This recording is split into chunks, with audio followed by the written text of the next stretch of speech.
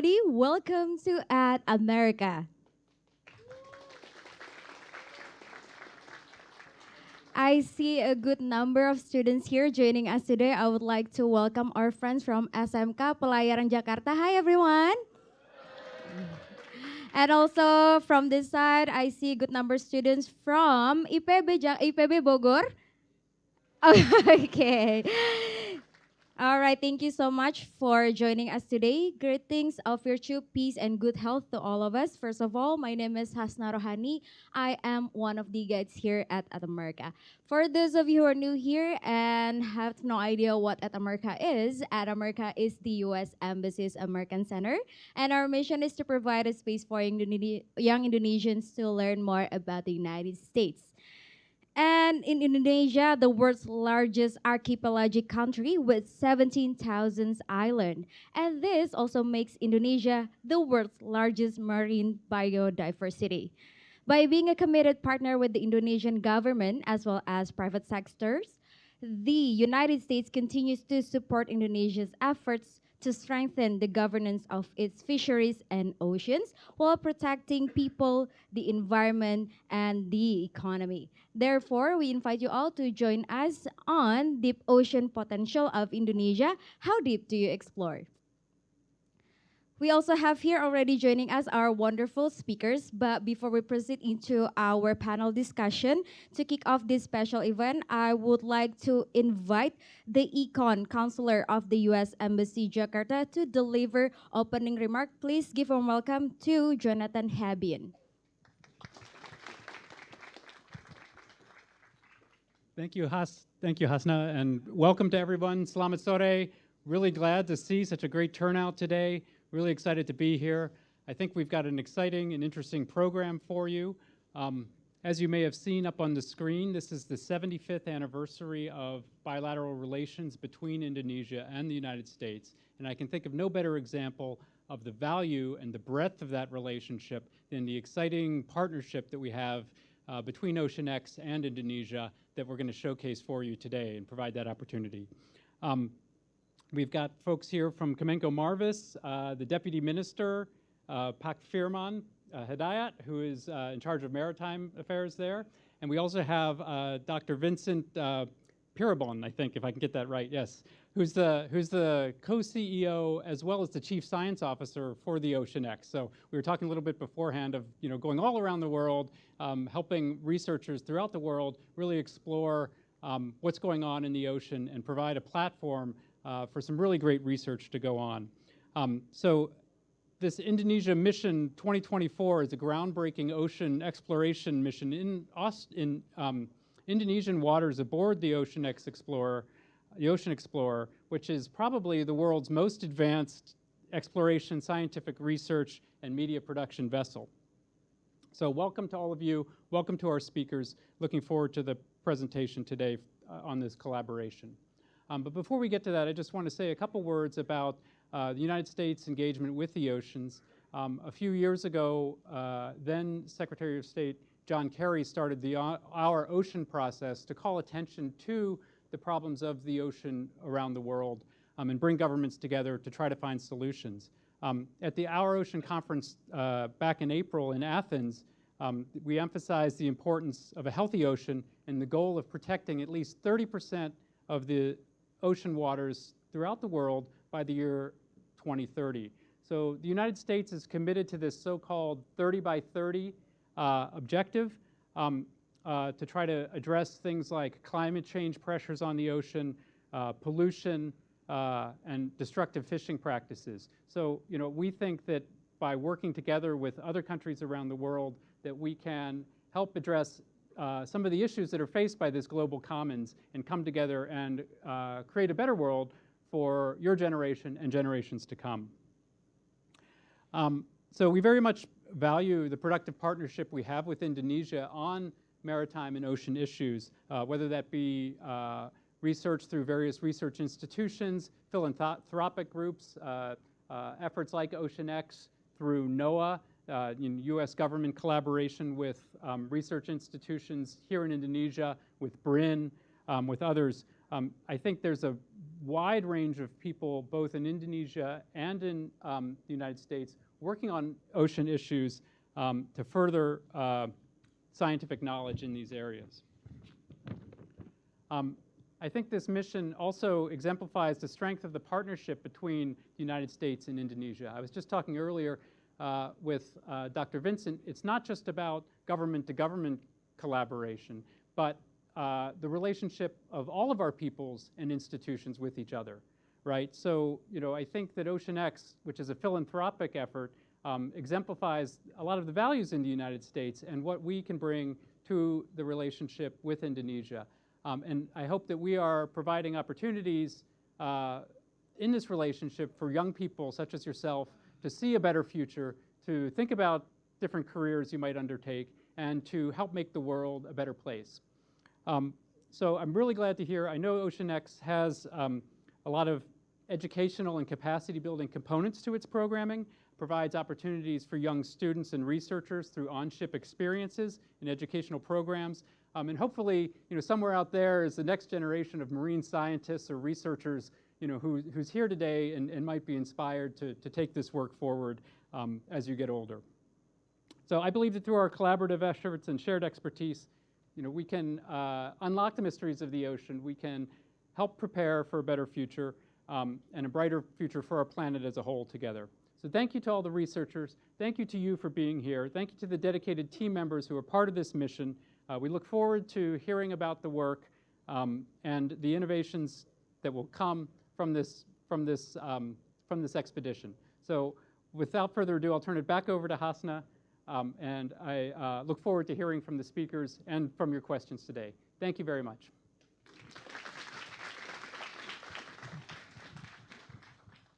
Thank you very much, Pa Jonathan, for the wonderful opening remark. Aside from IPB and SMK Pelayaran Jakarta, I would like to welcome our friends from UI. Hello, everyone. Hi, over there. So moving on to the next agenda in this very special event, I would like to invite our keynote speaker to deliver his inspiring keynote speech today. Everyone, please join me in welcoming the Deputy Coordinating Minister for Maritime Resources of Kemenko Marves, Bapak Mochammad Firman Hidayat. The stage is yours.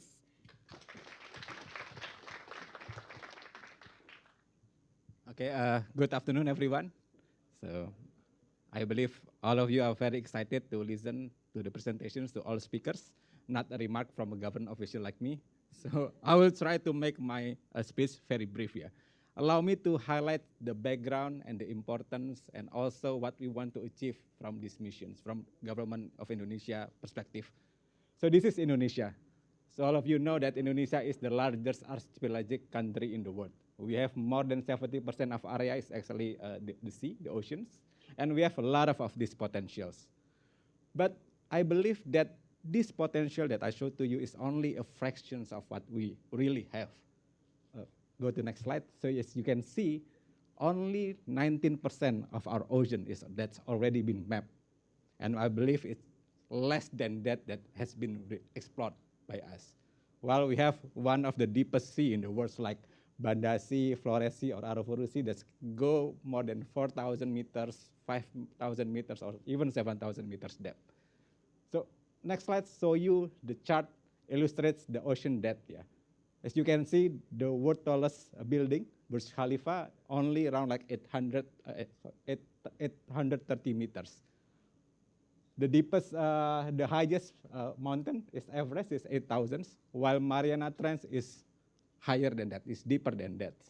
And you know the Titanic lies around close to like 4,000 meters. While we have like Flores Sea, Sulawesi, Java Trench, or Banda Sea is even deeper than that. So we have Java Trench more than 7,000 meters. Banda Sea is also more than 7,000 meters. So the problem is to access this depth and to understand about the deep sea, it needs a sophisticated technology. It needs a lot of investments. And sometimes developing countries like Indonesia, we are lacking the technology and we are lacking the investment to explore the deep sea of our oceans. So that's why the collaborations become the beacon of hope and progress. So through collaborations, with international partners like esteemed organization like the OceanX. So we can bridge the gaps by pooling our resources, expertise, and technologies to explore our oceans and tackle complex questions that would otherwise be insurmountable. By joining forces, we can share the burden of equipment and the vessel costs, leverage each other's scientific knowledge, accelerate our learning curves, and achieve sustainable development in the ocean explorations. As you can see in the next slide, this is one of the achievements in earlier expeditions, not with the OceanX, but in the earlier achievement, we reached one of the deepest point in Indonesian oceans. We broke the record for the deepest dive by Indonesians. The Indonesian scientists went to more than 7,180 meters depth. This cannot be achieved if we don't collaborate with international partners. But don't worry, Indonesia has planned to also building our capacity to be able to access this kind of depth, but maybe in the next 10 or 15 years. So next, through these missions, we also would like to achieve several things. For example, we would like to uncover new and lost Indonesian marine biodiversity. This is the fish called coelacanths. These fish were thought to become extinct 66 million years ago, and we found it in North Sulawesi Sea. And this fish is gonna be one of the focus in the leg 5 of expeditions. As you can see, this is the pictures that was taken by the expeditions in our deep sea oceans. This is something that probably we never see before. So not only the marine biodiversity, we also, hopefully we can also, this expedition can help us in understand more about the climate change. So using these expeditions, we try to map the mangrove, seagrass, and coral reef. So it allows us to protect better in the case of mitigating the impact of the climate change. Next slide. I think this is also important. So by these expeditions, we would like to unlock innovative products and solutions, because from the deep sea, there is a lot of functional proteins that can be used into different various applications. One of the examples, like from the Mariana Trench, they found like enzyme that can degrade plastics faster than the other materials. So I also believe maybe we can find the cure of cancer from the deep sea of Indonesia. So there are so many potentials to innovative products that we can get from these expeditions. Last but not least, these expeditions not only about talking about economic value, but we also want to, this important is also potentially can also save millions of lives. Indonesia is located in the Ring of Fire, and there are a lot of potentials megatrusts in western part of Sumatra and also southern part of Java. We still remember due to 2004 megatrust earthquake in Aceh that killed 100,000 lives. So we hope that this mission can help us understanding the potential for another megatrust and prepare it for it so we can mitigate and we can anticipate better than before so we can save more lives. So ladies and gentlemen, collaboration with OceanX also focus on improving the human resource capacity. So there is education aspects. So we have several university lecture tour in Aceh, in Andalas, and I believe today in UI, in Jakarta. And we also have another university lecture tour in Udayana and also in Manado. Next slide, we also have like 2 Young Explorer programs where we invite 19 Indonesian students from various universities to experience doing research and ocean exploration using the OceanXplorer. Ladies and gentlemen, to close my speech, I would like to say thank you to OceanX to make the collaboration possible. I would like to also thank you, U.S. Embassy, for this event today. And I would like to also say thank you to all our Indonesia partners that have been involved in this collaboration since the beginning. BRIN, Push Hydrosal, Bapenas, BMKG, Ministry of Energy, Ministry of Marine and Fisheries Affairs, Ministry of Education, and many others. So this is only the beginning of a long-term collaborations between OceanX. It is going to be a long journey, but it's going to be an exciting journey. Again, I invite everyone to be part of this journey to unlock the beauty and the hidden potentials of Indonesia's oceans. Thank you and very good afternoon.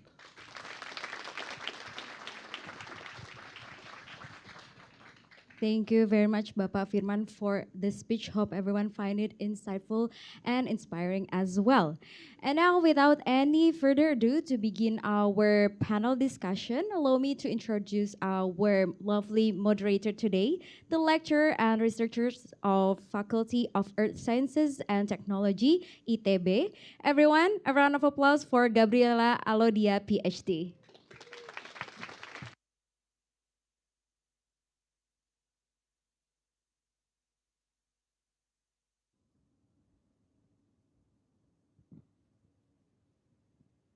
Okay, good afternoon, everyone. Hello, okay. If you guys are from Institut Pertanian Bogor, please make some noise. Yeah, okay.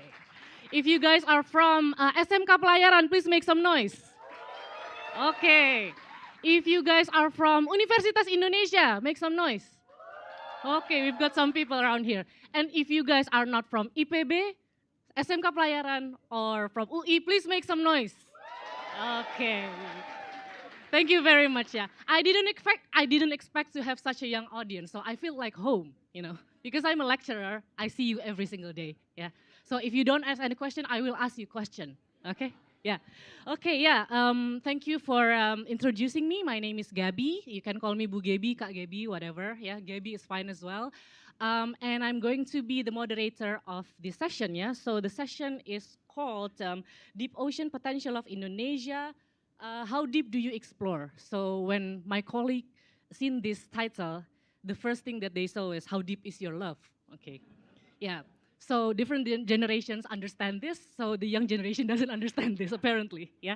So yeah, I would like to introduce you to our lovely, lovely speakers. So the first speaker is the Director of Research Vessel Management BRIN, Dr. Nugroho Dwi Hananto. For Pak Nugroho, please come to the stage. Yeah. Give some noise to Pak Nugroho.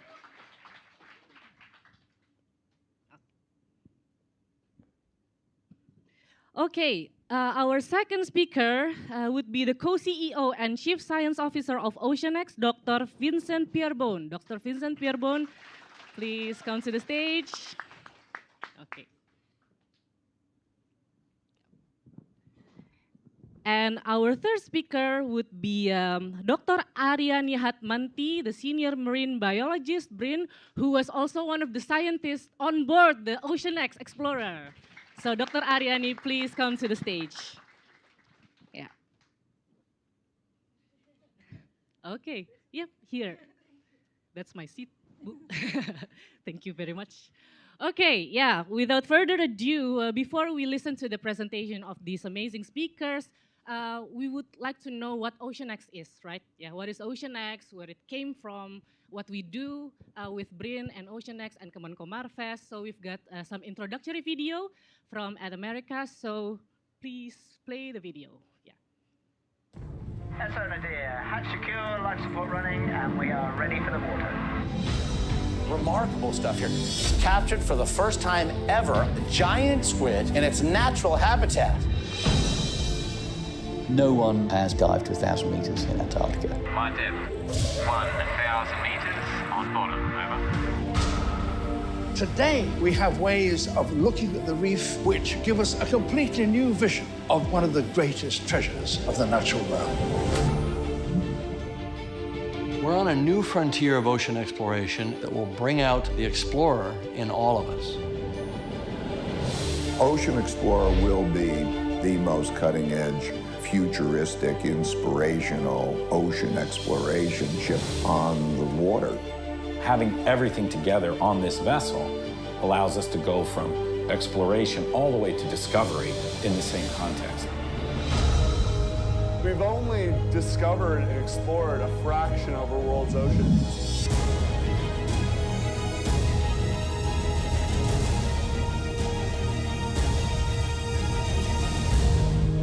We need to make people understand what we do in the next 10 years is going to determine what the ocean looks like in 200 years' time. The Young Explorers program is an opportunity for students to be immersed in research. Audiences glued to Blue Planet 2 have been starkly reminded of the problems of plastics pollution.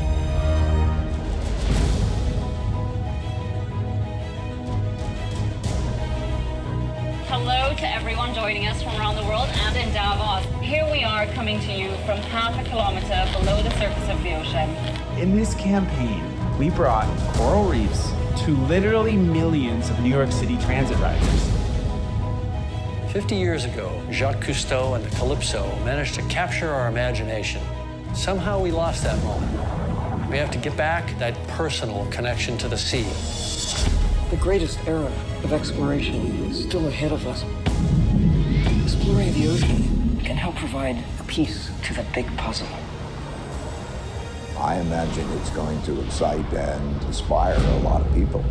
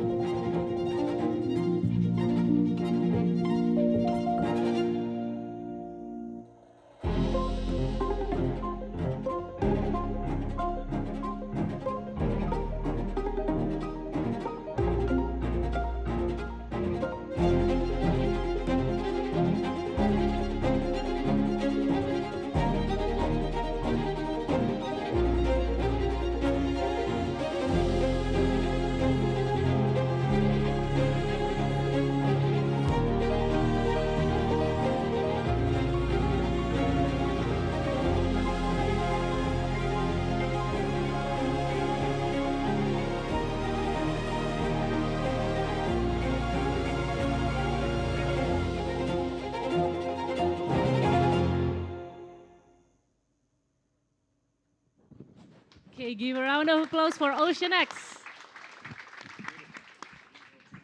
Okay, without further ado, I will invite Dr. Nugroho Dwi Hananto to present your presentation, actually, to present your presentation, to give your presentation, and this is for you if you need it. Yeah.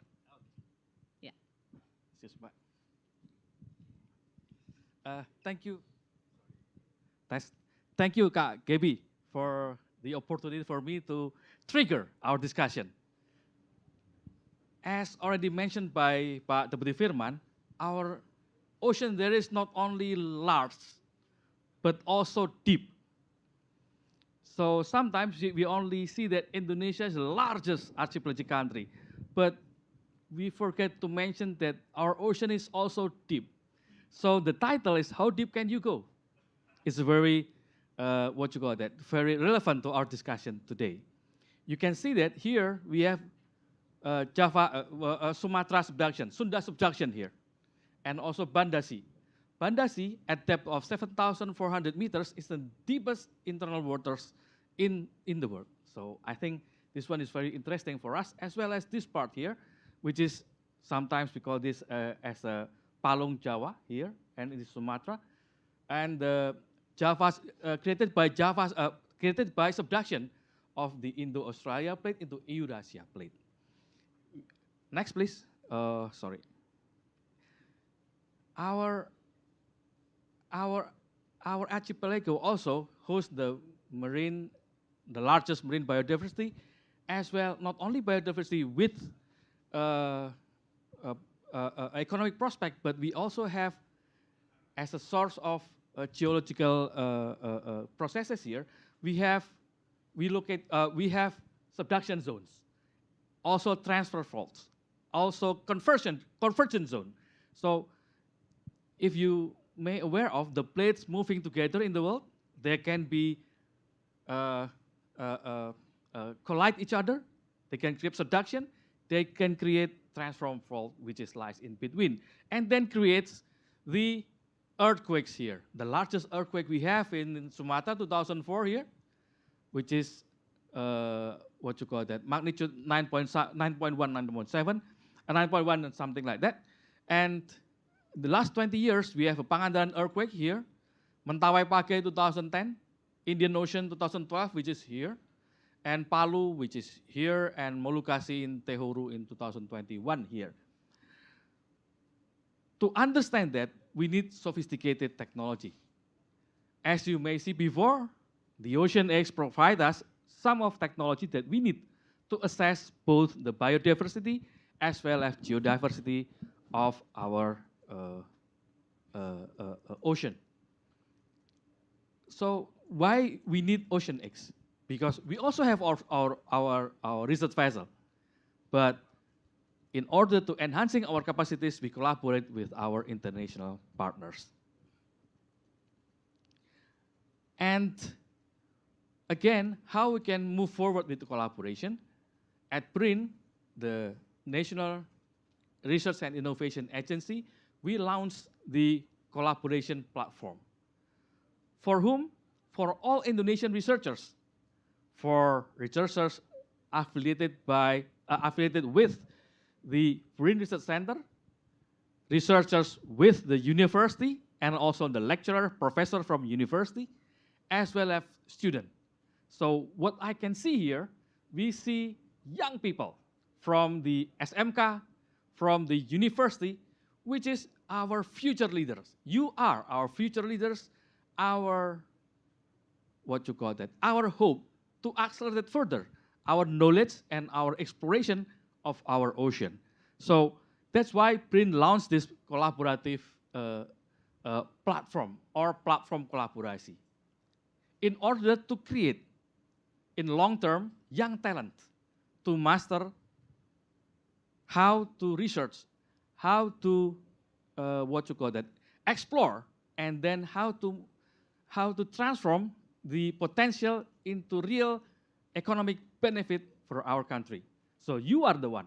So that's why we here what we see is that very young talented people who are encouraged, who have a very who are excited to explore the ocean. That's why we BRIN launched this SIM, this collaborative platform. We facilitate from BRIN, we facilitate funding as a funding agency. We fund strategic invitation, and then we provide you with research facilities. Now we are collaborating using OceanX, and now we also renew our research vessel by building two new more research vessels starting from 2021 that will be finished in 2027, next 3 years. While doing so, we are collaborating with our partners to train us, to familiarize us with new technology, with new science, so that when we have our own instrumentation, we are ready. And for next 3 years, I believe you are a student, next 3 years, you have become master student if you are now a bachelor student. For SMK student, next 3 years, you become bachelor, or you become professional in mastering the vessel. So I think this discussion is very useful for us to what you got that, to emphasize our path of to explore our ocean. Then we have the researcher mobility program. In doing so, we collaborate with international institution. We will invite professors from outside, overseas. Like with OceanX, we will invite some of OceanX professors after the OceanX to come to Indonesia to work with us on the data, with us here in Indonesia with our facilities, so that we can enhance our capacity here locally, not only with BRIN, but also with university, with ITP, with IPP, UI, whatever. For us, the most important thing is Indonesian researchers should accelerate their efforts to improve their capacity, as well as internship for students. We provide internship with BRIN, what we call research assistantship as well. So if you would like to work with us with BRIN, you can apply to us for research assistantship, also for postdoc, and also one other scheme is for the degree by research. This is for you to get your master or doctor at doctorate level. One of the collaborative platform is the expedition and exploration of marine and geological biodiversities. It means the collaborative platform to explore our ocean with facilities that we have and with collaboration that we have. And this is our collaborative platform. We have a project for multi-year research collaboration to explore marine and geology. This is in line, the OceanX is in line very well with this collaborative platform because they provide us means to search for the biodiversity as well as geodiversity. Our aim is just to, our theme is just to conduct research in marine geoscience. It means that to find submarine faults, submarine volcanoes, prospection of G&G prospection, oil and gas and everything. With OceanX, we do not explore for oil and gas, but the others, submarine volcanoes, biodiversity, oceanography, atmospheric science, biodiversity and soil assessment. You can see here our plan. This year with OceanX, we will explore this part. We already explore from Sambu to north of Aceh, where we find submarine volcanoes, hydrothermal activity, and then Mentawai. We search for the Mentawai migratas and large seamounts here. And in 2024, we do, as Deputy Firman already mentioned, we do the deepest dive in the in the Java Trench.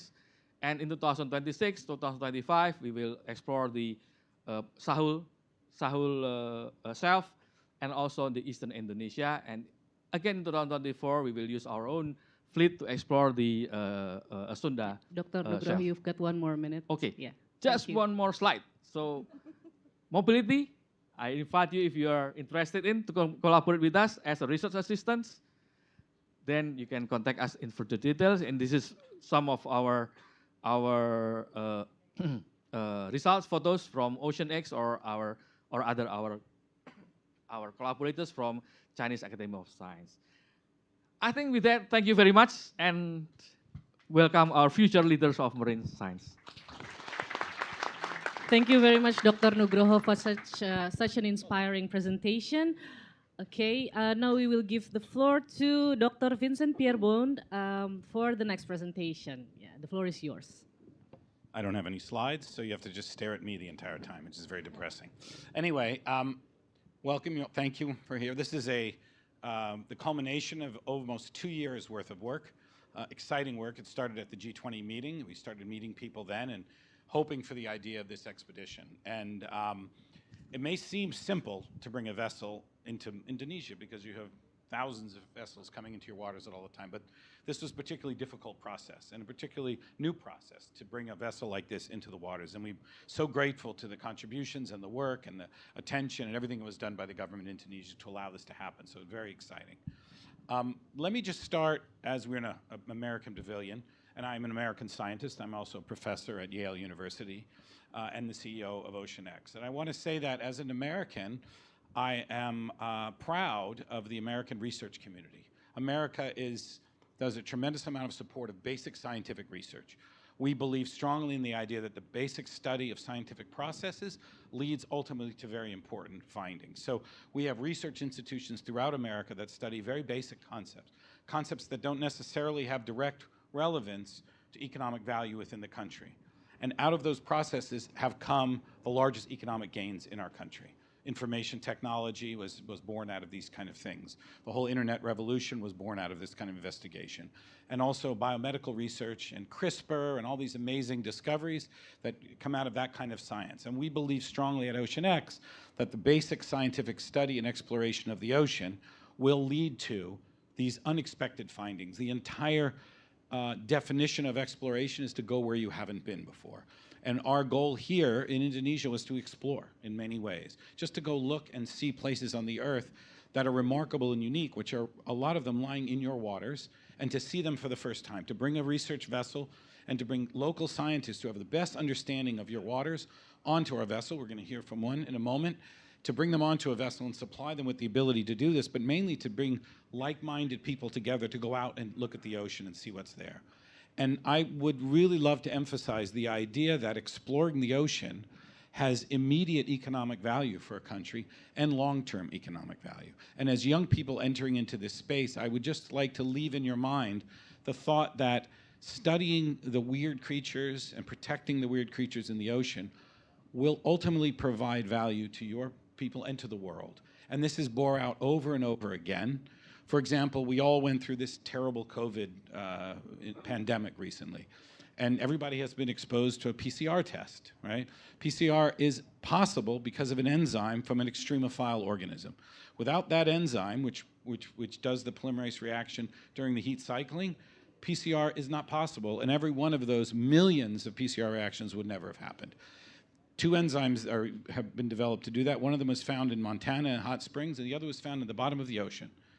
So what we saw earlier, Minister Firman showed a slide there of all the potential in the ocean. So myself as a biologist says, in this new era, there's a new era you're entering, if you're not aware, of AI-driven biological science.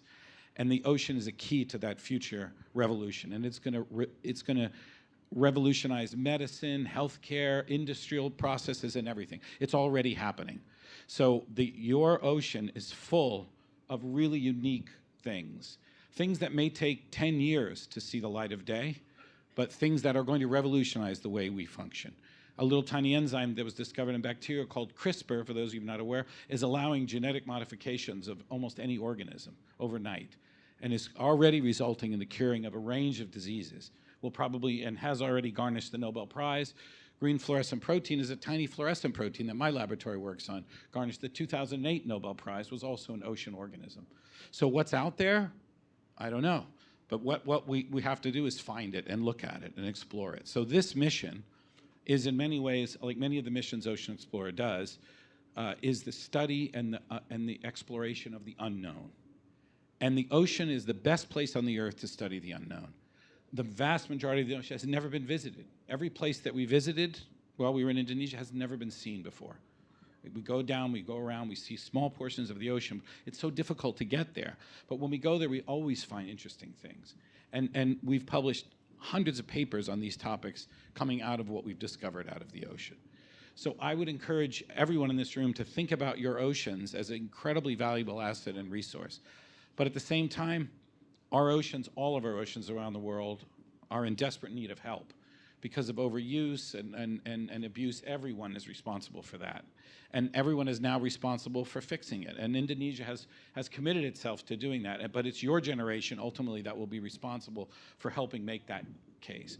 We in the United States have had an advanced attack on our ocean, and we've not done a good job of it in many cases. We are now recovering from the damage that we've done to our reef systems, it's, for example, in Florida, and that's costing us billions and billions of US dollars a year to recover what was an enormous economic value to our country.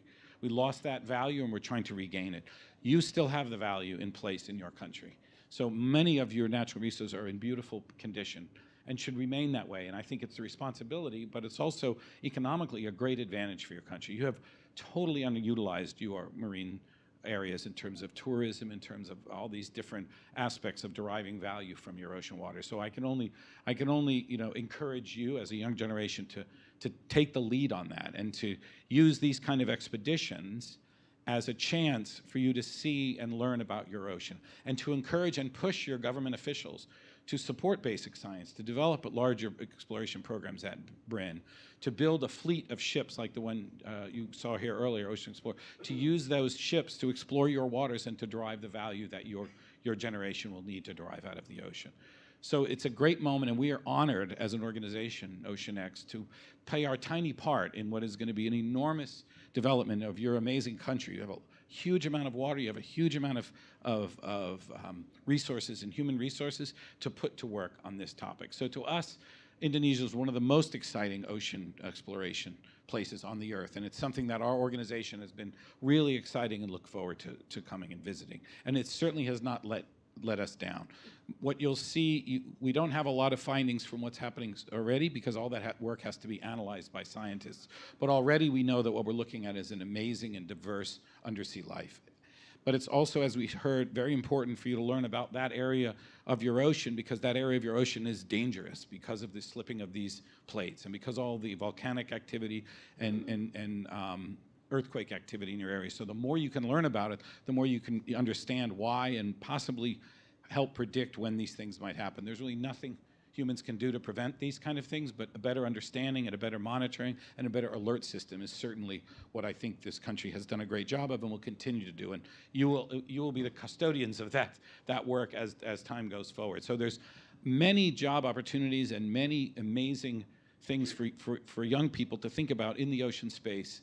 And your country derives a tremendous amount of economic value out of fisheries and shipping and offshore wind and offshore investments that will only grow as time goes on.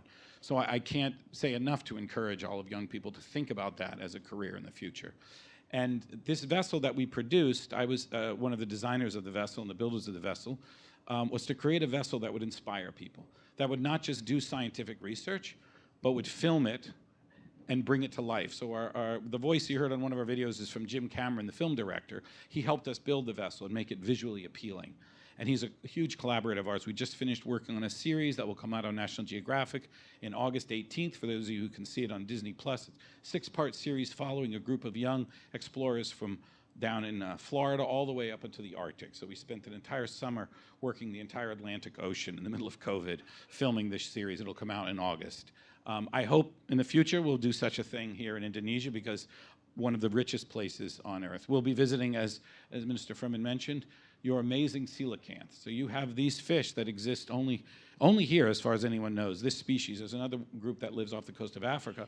But as he said, those were basically lost from the record. People thought they didn't exist, and they found them less than 100 years ago.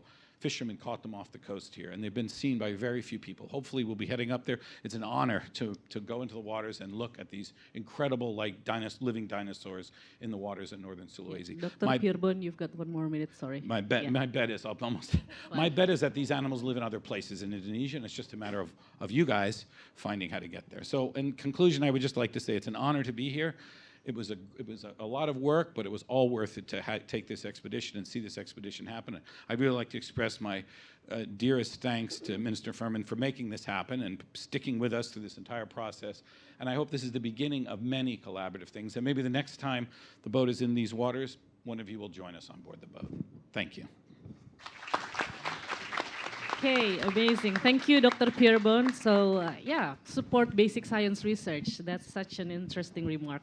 So yeah, our last speaker today, Dr. Ariani Hatmanti. The floor is yours, Bu Ariani. Check, check. Do you hear my voice? Yes, okay. Who like the beach? Who like the ocean? Do you want to go to the deep ocean? Raise your hand. You want to go to deep ocean? Okay, good, thank you. This time maybe I don't want to share any data or something like Pak Nugroho said. I just want to share my experience. I was in OceanX in the Lake 1 last May to June for 13 days. 13 days, I think, yes. Actually, I met Pak Firman and Prof. Vincent by online, but now they are here. Please give applause to them. Okay, next slide, please. May I have, okay. Thank you. So this is the OceanX, and I saw it in the website. I wanted to be there, and then I was there. You will be the next, okay? And how the journey was start. Maybe you want to know how to be there. And then, actually, like Pak Nugroho said, they have the program and the scheme how to be in the OceanX, to explore the ocean. And then in 2023, I think they offer they call for proposal, and this is my proposal, exploring the biodiversity and microbial communities in hydrothermal vents in the northern and western Pacific Ocean. And then this is the full expedition actually for the Sumatra, from Sambu Island, and then we go to until this one in Jakarta. Now the OceanX in Jakarta. And then this is the route of the expedition 2. We pass the Malacca Strait, and then Marquee Basin, and then north of Aceh, and then the west of Aceh. This route contain cross-strait road, and then deep sea, and then a hydrothermal vent. That's the one that I wanted to study about. And then this is how we start the mission. We take many equipment here, and then this is our team in the leg 1. Actually, this is the first time we met. Yeah, some of BRIN. We have, I think, 5 or 7 from BRIN, and then one from Syekh Kuala University in Aceh, and then from ITB, Ziko, and then we have also from IPB, Pak Iqbal. And then actually we already met all in the OceanX. It was, I was very nervous actually on the time. So when we start the exploration, we always have a meeting, we have a discussion. So in the 5:30 in the evening, we always have a science meeting. And then we also have many discussion in every room. This is in dining room, this is in the lab, this is in the lounge, and this is also in the lab, wet lab, and then this also the lounge. We have the science meeting in the lounge. And then this is the first cycle that the OceanX have. They have the submersible, and then they have the helicopter to trace the biota, the macrobiota, like the fishes and something. And then we have the ROV, and then we also have the shark, metal shark. Actually, I went to the shallow hydrothermal by this vessel. And then this is the mission control. I think when you saw the movie, maybe you can see like this, yeah. So the OceanX is just, I just look like I'm a star in the OceanX. So this is the mission control, and then this discussion always happen here, and this is our team when we are waiting for the next station. And this is the water sampler actually. The one from Marine and Fisheries University should know about this. This is the Niskin bottles and CTD. Here they have the CTD, so they can record the data in the real time. And then this is the CTD. We put the CTD into the ocean until how many depth do you want, and we took the sample. We have 24 Niskin bottle, and each have a 10 liter, so you will got many. And then this, the CTD was controlled by, this is Meti, and this is my colleague Faisal. How deep the water do you want to take? You just tell to the operator here. And after the CTD come to on the board, and then we take the sample, the water sampling, and this one we just take it with using the jerry can and then the small bottle, depend on what data do you want to analyze, and then we take to the wet lab and filter it. For me, because I'm a microbiologist, so I took the sample for eDNA also, and then this is the oceanographic team. They filter for chlorophyll, for nutrient, microplastic, and etc. Also trace metal. And then this is the gravity core. This is for sediment sampling. Actually, there are two kind of sediment equipment to take the sample for sediment. The one is box core, but in OceanX we don't have it, and then we use the gravity core. So this one is just like you just put it here, and then we take it, we drop it to the ocean, and then we take it back, and then we take to the laboratory. This is the longest one. I think it's around 2 meters. So we can take sample from this core. And then, sorry, this is the ROV control.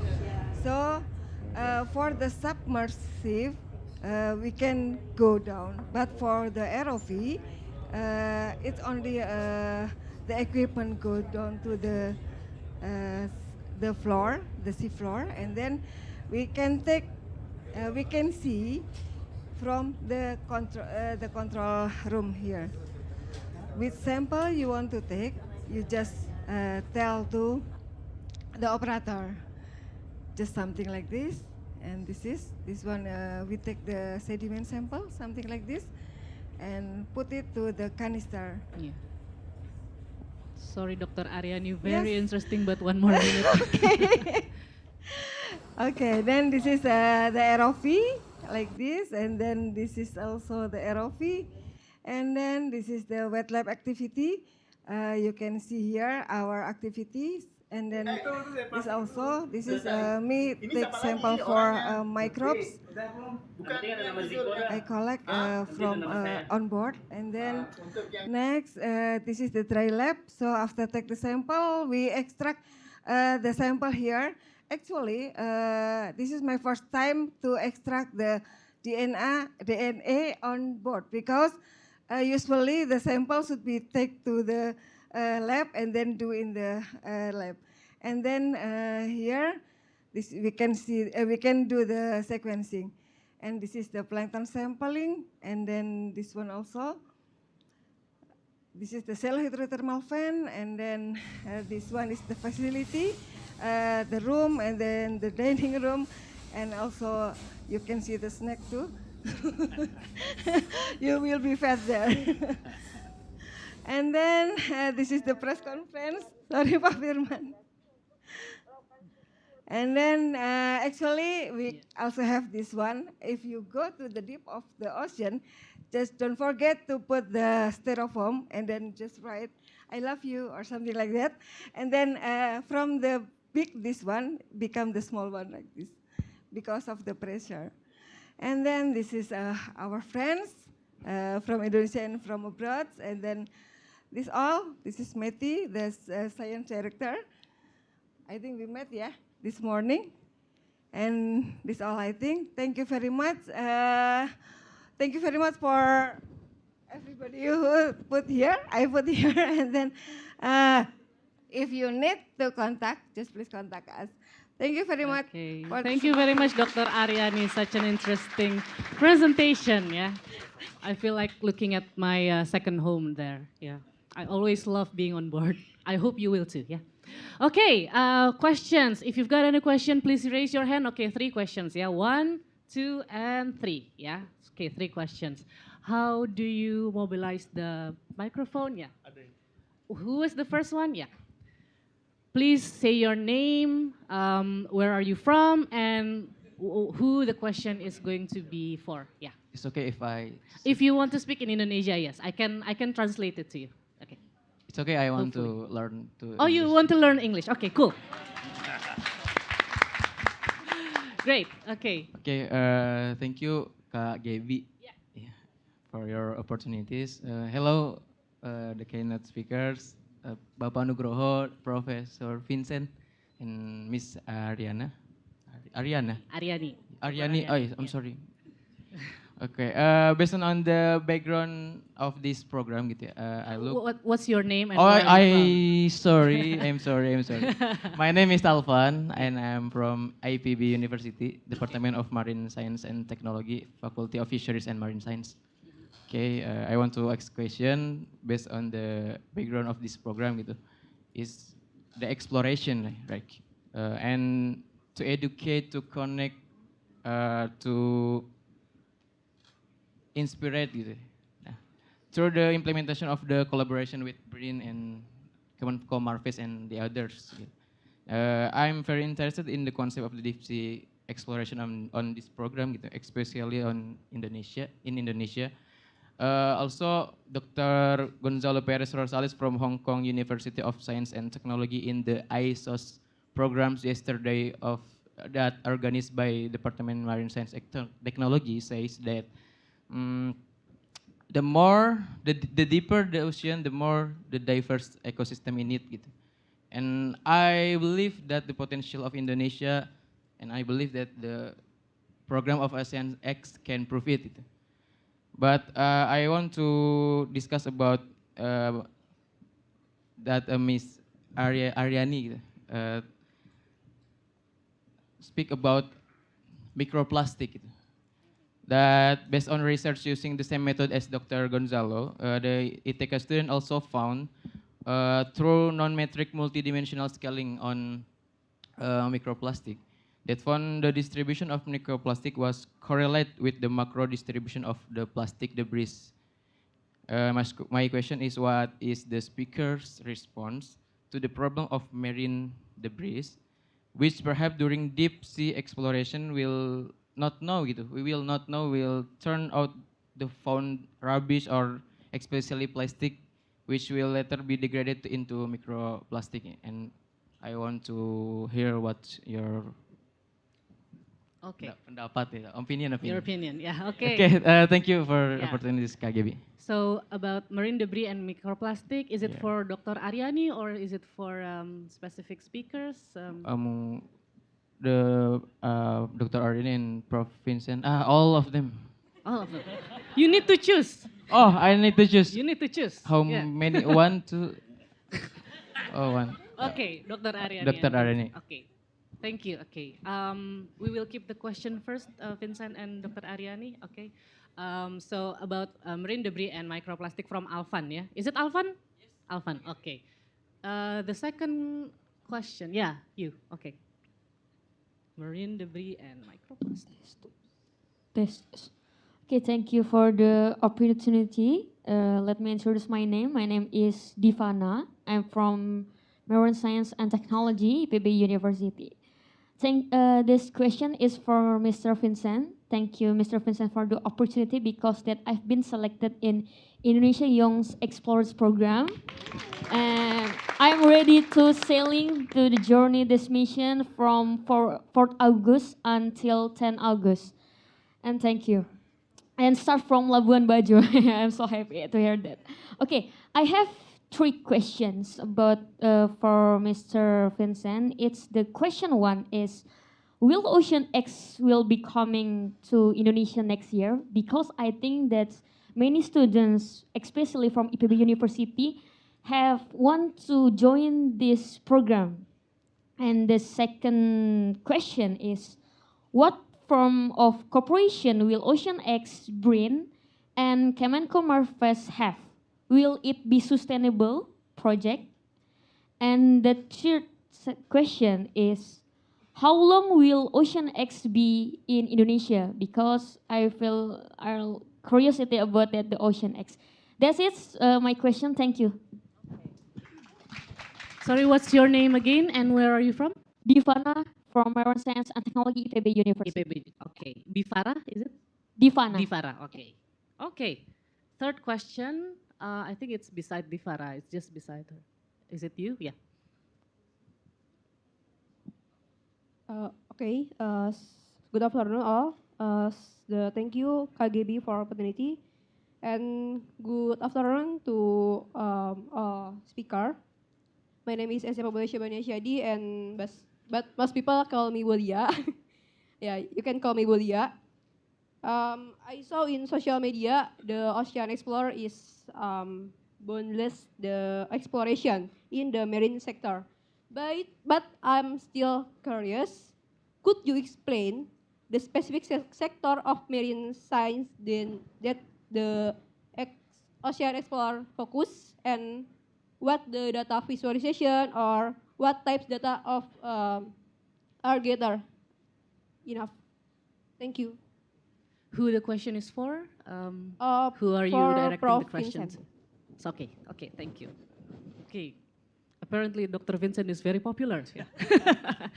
Okay, cool. The first question from Alvan. Yeah. So to Dr. Ariani first, probably. So, do you have any remarks on marine debris and microplastic and how it affects our ocean? And yeah, especially if it's regarding your research as well. Yeah. Okay, thank you, Alvan. Alvan is my son. Alvan is my son. Tali kasih gitu. Yes. Okay, thank you for the question, Alvan. Actually, for marine debris, in this time, the one that do the analysis for marine debris is our college.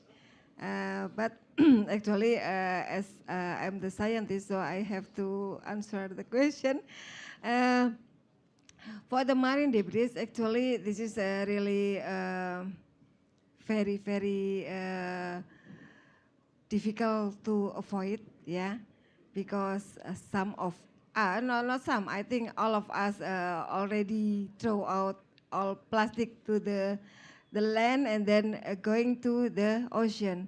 And actually, this is very bad because it will be the microplastic, because this is they can degrade by the nature and then become the microplastic, and then the fishes, or not fishes, maybe from the plankton, they can eat the microplastic, and then the plankton eaten by the bigger fish, and then fish will catch and then will eat by the people. And actually it's already happened, and we already analyzed in the lab that many of microplastic already we can see by the microscope, SAM or something, we can see the microplastic already inside of the feces. So just be careful to throw out the plastic in the environment. That my first remark. And then the second one, actually as a marine microbiologist, I also study about the plastic degrader microbes. So in the lake one, we found in the deep sea, yeah, it's around 1,000 something. We still found the plastic bag. And I think it was in the presentation too, yeah. And the plastic was covered by the biota. So it means it's already be the biosphere, plastisphere. Maybe you can search from the Google, plastisphere, and then it was covered by biofilm of microbes, and then the biota can live on the plastic bag, something like that. So it's really happened that the plastic bag is under the sea and it still be a plastic bag. So it's really hard to degrade it. I think maybe that's from me. Thank you. Thank you, Dr. Ariani. Yeah. Dr. Vincent, you've got any other remarks? Well, I would just say that as a biologist and a drug developer, when plastic becomes very tiny, like when it goes beyond the micron size down to a 100 nanometers, 300 nanometers, which microplastics can become, they become very dangerous to biological systems because biological systems can't discriminate them as foreign objects and they become integrated. So in the United States, when we make drugs that are of a particular size, they become under a different set of regulations. So we're actually sort of doing this artificially in the environment, but we're doing it also by wearing polyester clothing, which is full of plastic fibers. So what it's doing is it's stimulating an entire new ecosystem of bacteria to dissolve and eat that material in the sea, which is a promising note that the sea will ultimately reclaim that plastic. But in the interim, it will suffocate fish. It causes all sorts of problems. Fishing gear that's lost and the sea is disastrous to large megafauna. So we all need to kind of come to the realization that we need to build plastics that are more degradable in the ocean, and we need to enforce that. And plastic bags that degrade, biodegradable, there are cellulotic plastic bags that are made from trees. And so these are the things that I think as the world needs to embrace the concept of reducing overall plastic deposition, because what ends up in land ends up in streams and rivers ultimately end up in the ocean. So, yeah, it's a big problem. Yeah, apparently it's a bigger problem than we could think of, yeah, because the chain is very, very long. We never really know where the plastic would end. That's really cool. Okay, thank you, Dr. Vincent and Dr. Ariani. The next question, well, the next three questions, yeah. So the first one, when would be the next time that the OceanX would be coming back here? My question as well. And then what is the form of cooperation between OceanX and Kemenko Marves and BRIN as well, probably? So Dr. Nugroho, if you want to add up to this question as well, the form of cooperation, and how long will OceanX be in the Indonesian waters? Yeah. So the goal with the vessel is to remain in the Indo-Pacific region for at least the next 5 to 10 years. Now, that isn't just Indonesian waters. We'll be going, after this expedition, we'll be going to Malaysian waters, and then Philippines, and then possibly Thailand. And sort of the advanced team going to various countries. So the amount of time that it would spend in Indonesia each year really is dependent on our ability as groups to reschedule and replan and refinance trips back to the waters of Indonesia. So I'm hopeful. Our goal is to return to Indonesian waters each year. That's very dependent on all the factors that it took to put this expedition together. I hope this first expedition paved the way to make things easier for the vessel to be in waters in the future. And now it's just a matter of organizing, arranging, and developing those future expeditions. So the hope would be to return year in and year out. But we'll also be visiting other areas in the region. Like I said, we're in discussions with the Philippine government right now. We'll be entering their waters in November. We'll be in Malaysia right after this expedition for a short trip.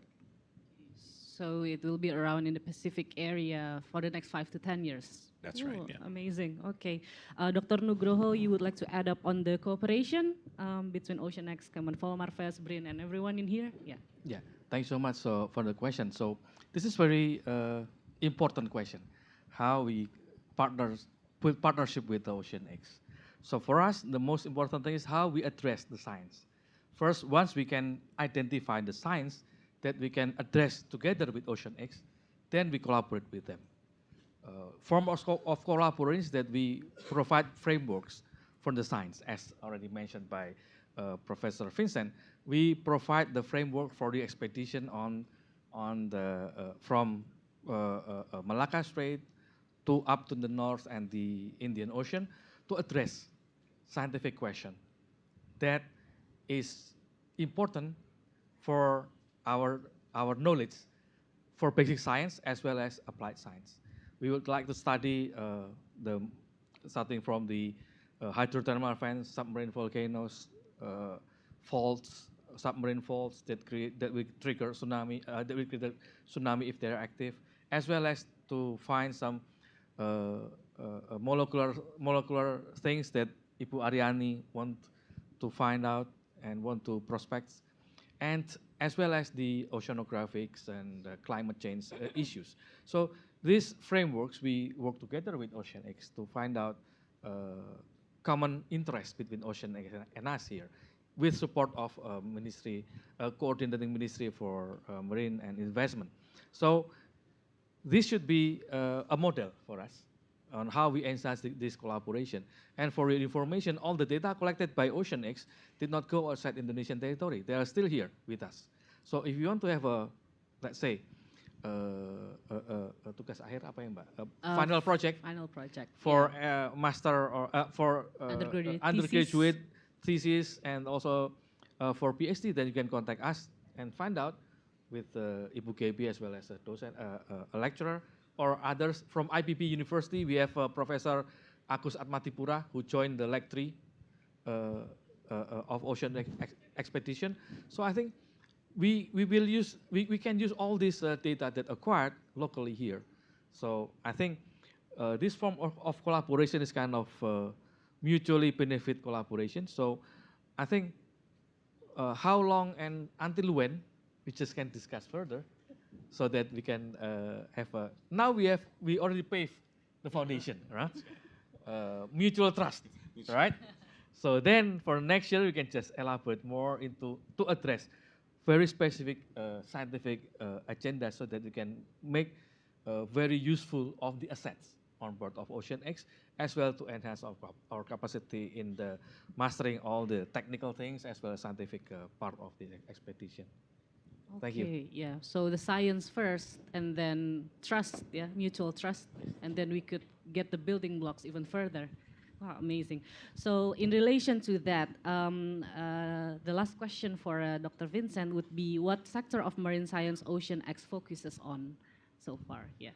So within our organization, we have our own internal science programs, which we develop independently, really, of countries, although we try to utilize them in countries. And so our big areas of focus have been studies of coral reefs, studies using AI and digital twinning of the ocean is something that we're very interested in. New ways to image ocean life, new ways to explore, so new ways to extract information from the ocean.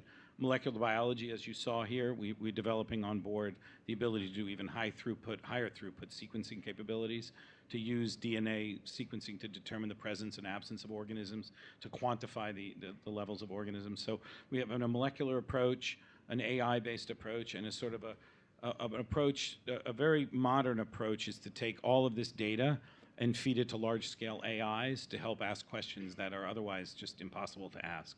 So we have this multi-pronged approach, and the deep ocean is really a very big focus of OceanXplorer, because we have these unique capabilities to get you into the deep. And lastly, I would say, of course, is media.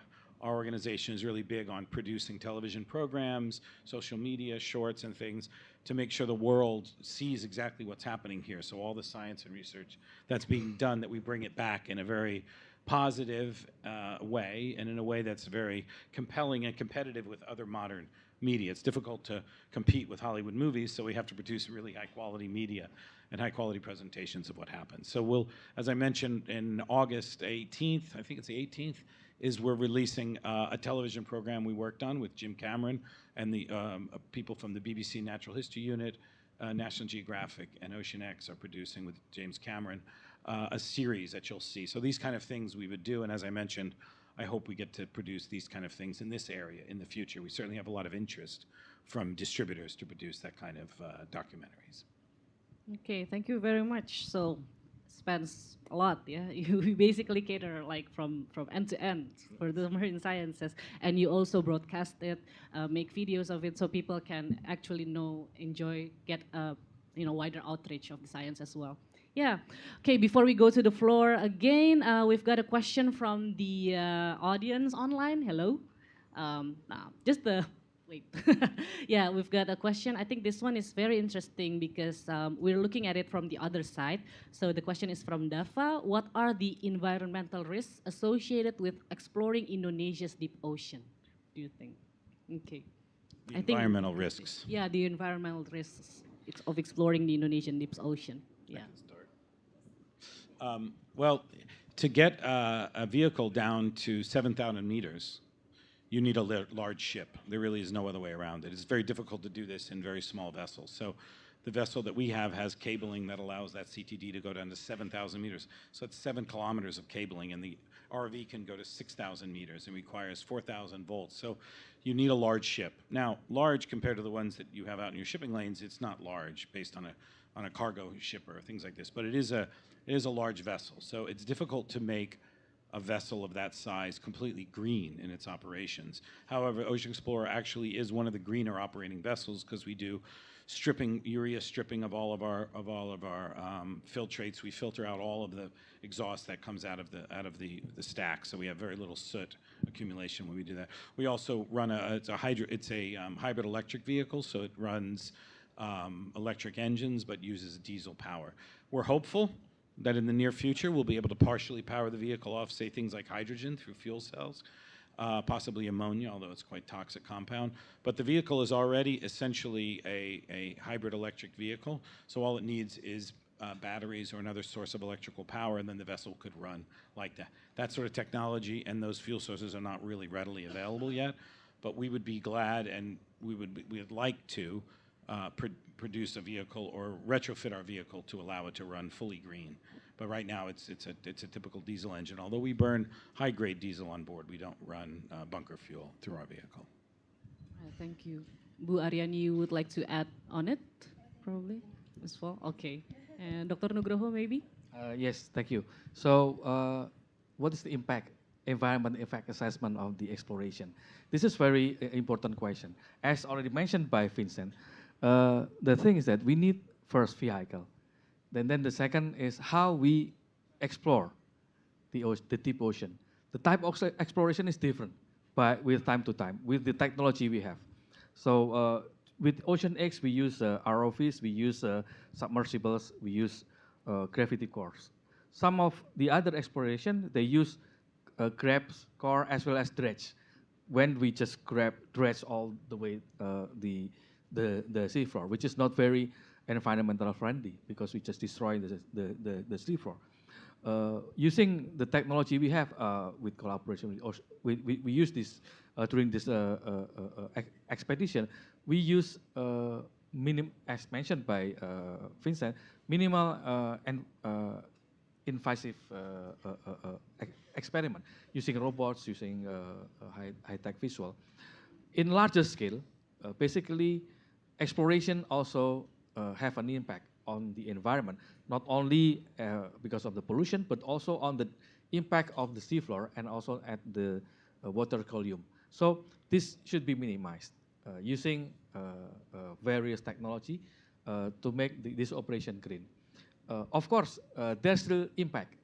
And if you see, the future of deep sea exploration is to find oil and gas, deep sea oil and gas, and then marine minerals, which, that's the future of our energy and our mineral resources. But we have to remember that also in the deep ocean, we can find a lot of biodiversity which we don't know now. So again, your question is valid, and for us, the most important thing is to apply the exploration, deep sea exploration in Indonesian water by considering the sustainable way. I think that's our main message here, to minimize the impact on the exploration, or even we should enhance our techniques and technology to explore that. Thank you. Okay, thank you. Minimize the impact and still advance the science. Okay, we've got time for one more question. I want to see if there's any question from that side first. Okay, any question from that side? Okay. Okay, one question. Yeah, please. Yeah. The most difficult place to reach. Yes. With a microphone.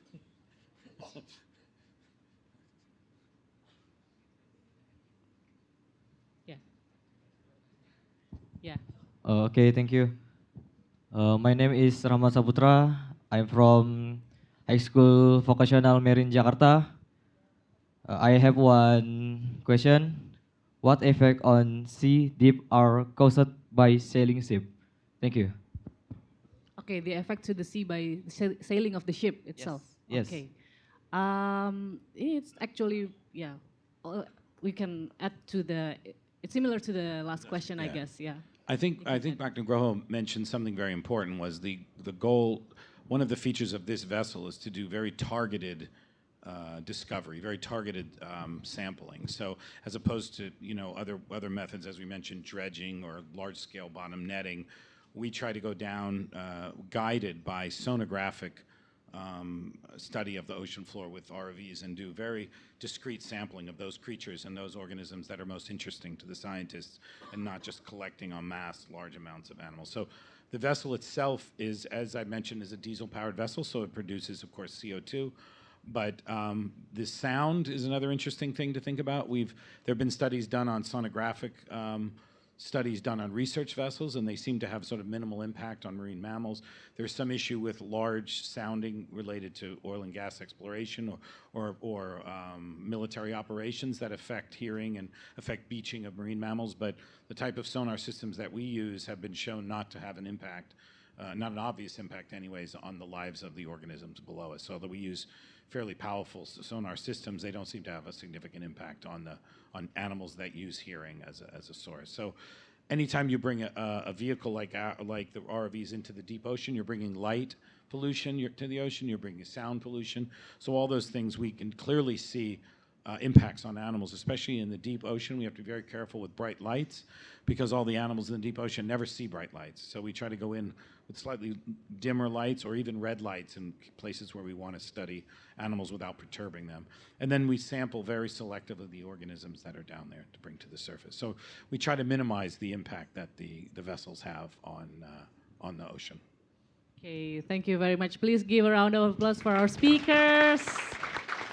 Okay, yeah, unfortunately, we've reached the end of our session. So if you guys still have any question, you can always come to Dr. Ariani, Dr. Vincent, and Dr. Nugroho to pose your questions directly, yeah? So I will conclude this session by giving the floor back to Hasna as our e-guide, yeah. Thank you. Can we give another round of applause for our speakers along with our amazing moderator? Thank you very much to our speakers along with our moderator for today's very intriguing discussion and also very informative session. And also, this can be a way to preserve and also maximize the potential of our oceans as our source of life.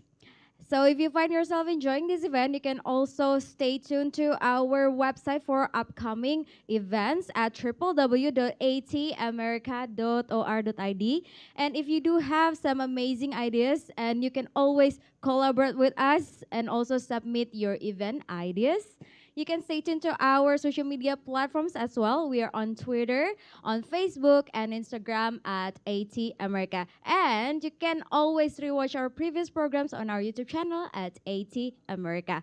With that, thank you so much again, everyone, for joining us today. And thank you so much for your interesting question.